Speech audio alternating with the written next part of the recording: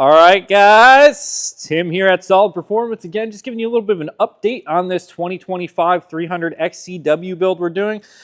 Some of the accessories. Thought this was a perfect time to go over a little bit of a radiator fan installation action. So let's start with the basics. You open the box, take your fan out. It doesn't magically install itself. So let's get to that part. Some of the tools you're going to need to do that are either a T30 or an 8mm socket, so you can remove your rad guards and or radiator.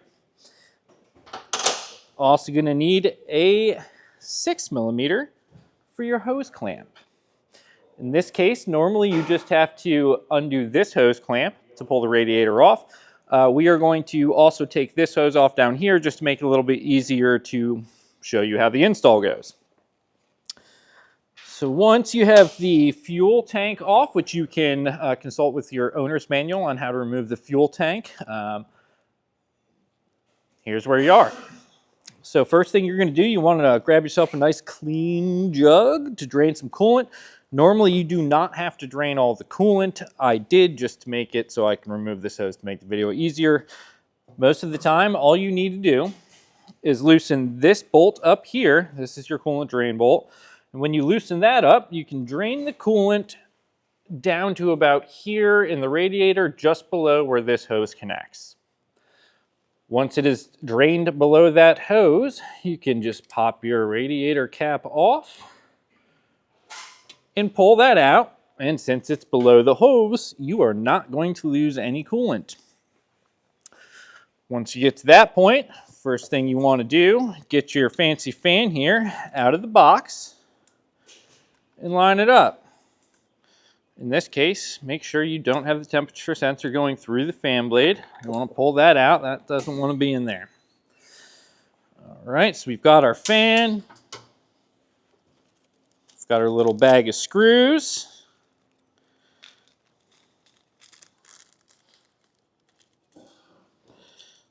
Line these up here. Use this guy here. First thing I'm going to do, again, make sure the connectors are out of the way, is I am going to start one in this hole here.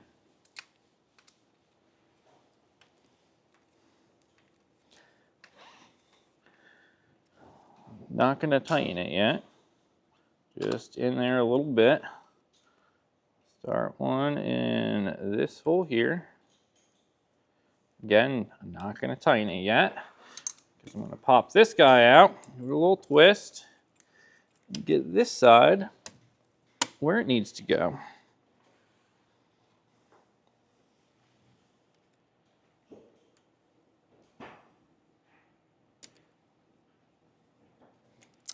And this side is going into some plastic nubs, which sometimes can be a little bit difficult to get the threads started. It is plastic and not threaded. Okay, and if you are being as accurate as you should be, you will use a torque wrench and torque these to 2.5 Newton meters, which is not much. All right, that side is good to go. We're going to pop that back in there. Line those up. And we will finish tightening these ones. All right, those are snugged up. We are going to tighten the hoses next before we move on to the next step. And I'm going to warn you, I don't know why, but if you look at this hose clamp here, use caution.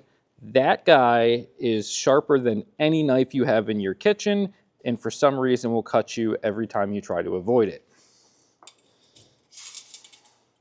It also can be used as a weapon for your cameraman if he is not being careful. So the hose clamps, you want to go tight enough that it's snug, it's not going to leak, but you don't want to go too tight, because not only do they cut your fingertips, if they're over tightened, they can cut through the rubber of the hose as well. All right, with that snugged up, we can move on to the next part. What we're going to do next is mount up the temperature sensor that is specific for this fan. With that being said, I will tell you that there is two different type of fan kits you can put on this motorcycle. We are putting one of the Power Parts Trail Tech fans on here, which has its own temperature sensor, and it has a digital display, which you can also use that display to set the temperature you want the fan to come on. If you go with the other version of the fan, there is no temperature display. It uses the temperature sensor in the coolant hose here for the engine temperature, and then it'll actually go into a plug-and-play harness, which they have hiding down here. And then your ECM will actually, or your off-road control unit will actually tell the fan to come on and off based off of engine temperature. I've used both versions. Both versions of this are great. I just like having the temperature display. I think it makes it a little bit easier. That way on a hot day, if you're questioning how hot your bike's getting, you can kind of know when you have to cool it off. Or if your temperature thing is reading 220 degrees and the fan's not on, you know you have an electrical issue.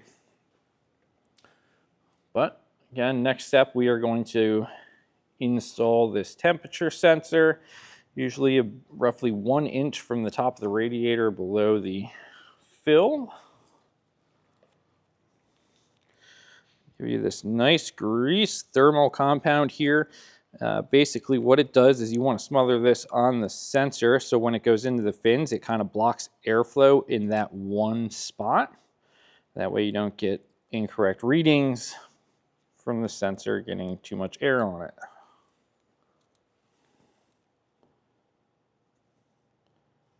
I like to gob a bunch on the front. It'll end up smearing all over the rest. Oh yeah, it's white goopy stuff ever. Oh, don't want it to drip too much. All right, so what I'll do is about 1 inch down. Let's see, right, that one looks good to me. A little wiggle, a little jiggle. Put that in there. All right, and that needs to be pushed in a little bit farther, but I need to get a better tool to do that. My grip strength is only so good. Sometimes you need additional help. But in the meantime, we will continue with the rest of the install, push that in a little bit farther. I'll clean some of this goop up here. I don't want it blocking the airflow to the fins below the sensor. Let's wipe that off a little bit. All right, so for this next step, next thing I'm going to do is I'm going to plug the sensor into the pre-wired harness that I pre-wired. Again, this is not the kit that is plug and play with the factory harness. It does require an additional sub-harness, which we will go over once I get this all connected. So got that in there. Got this wire routed around here. We're going to take some zip ties now.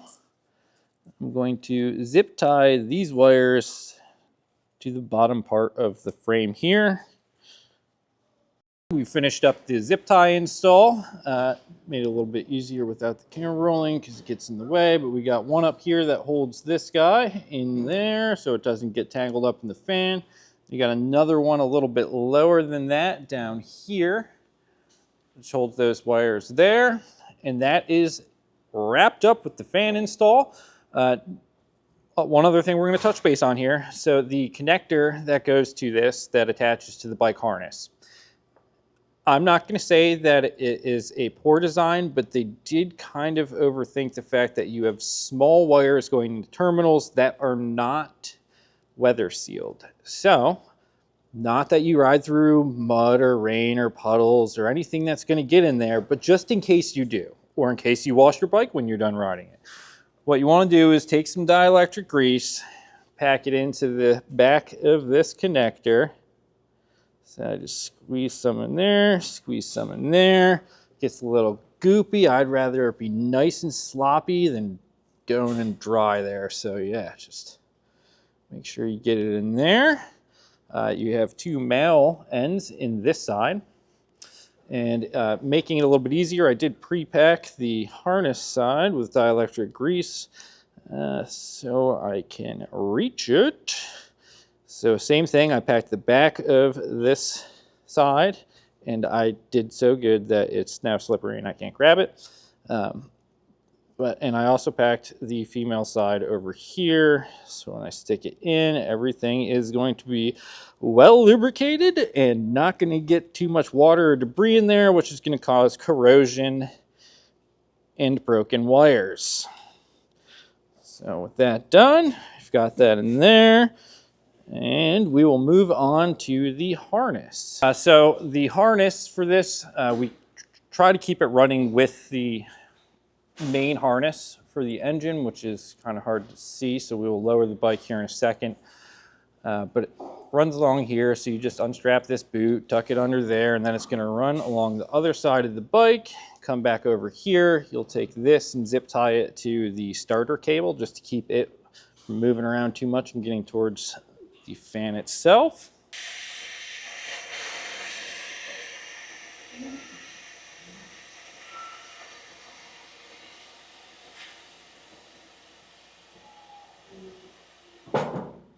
All right, as we were. So basically, if my cameraman wants to come over to this side over here so I can show you where this is routed. So it is routed right along this main harness. It's got a nice zip tie holding it in place with the main harness underneath the fuel tank bushing there, and then goes underneath there where you will zip tie it to the starter cable. You come back this way, it comes back underneath there. Some guys like to run it in front with the fuel tank, electrical connector, and the fuel line on these modern bikes being right there. I think it kind of gets in the way sometimes when you're trying to do other things. So I like to pull the starter relay off from the main relay here and run it up in to this boot. So for the positive cable, run it in there. It is now on top of the battery. Notice, this is very important because a lot of people will take these things out when they try to add extra stuff. There is a washer below the battery cable that has like little teeth on it. Okay, we're going to call them little teeth washer instead of the fancy name for them. That is very important to have in there. It prevents your battery terminals from vibrating loose. It also bites into the terminal, so you're getting the best contact you can possibly get. Notice we also do pack dielectric grease in there to prevent any type of unwanted corrosion. So that is the power. Then the ground side splits off over here, which I have not connected yet, but it'll go right here. I tuck this guy in here so it's not like squished between the battery or the top of the shock, but off to the side a little bit, and then that guy sticks in there, and that's it. Next step would be to fill your cooling system with all the coolant that you drained out, which I'm not going to do live because I'm going to spill it all over myself, because this little hole here it's only so big. It's only so big. But that's your basic fan install on one of these bikes. If you're riding in the woods, this is basically necessary. I mean, I guess there's probably a handful of you that are fast enough that you don't need a fan, but most of us aren't. So off camera, did a little secret thing where I dumped the coolant in here. Ironically, didn't spill it anywhere yet. So another thing we're going to go over real quick is once you fill the cooling system, you need to bleed the cylinder head. There's this nice little 8mm here on the TBI bikes. On the TPI bikes, you have a coolant sensor there that you can crack loose instead. Either way, you are bleeding the air out of the cooling system. So basically, you're going to take your nice long ratchet, break that loose. I'm just going to go in here. I'm going to loosen this up slowly. The air bubbles all come out. So you can probably see there that it's pushing air out of there. The farther you back it up, the faster it escapes.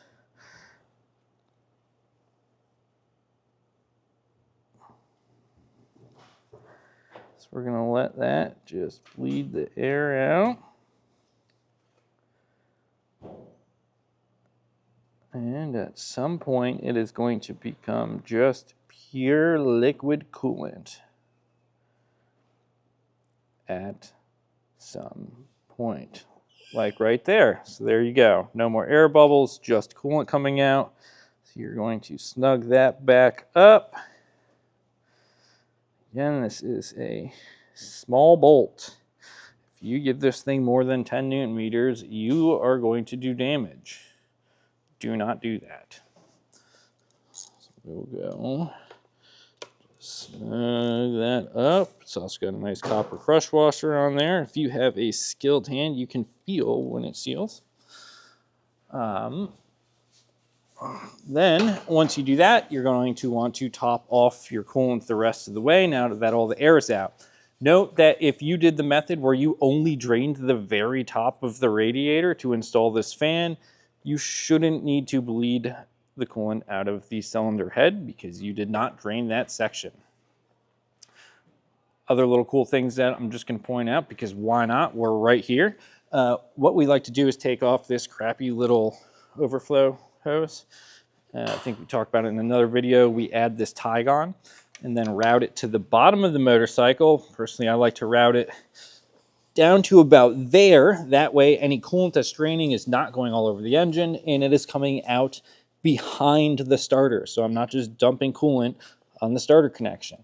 Another way to avoid that is you can put it down, tuck it inward, back behind it, whatever works.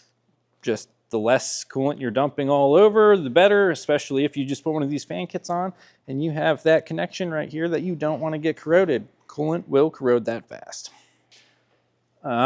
That's all I got for you today. Again, if you need anything else, got something smart to say, just let me know. If you have any questions, concerns, or need more help installing a fan, reach out. We're always here for you at Solid Performance.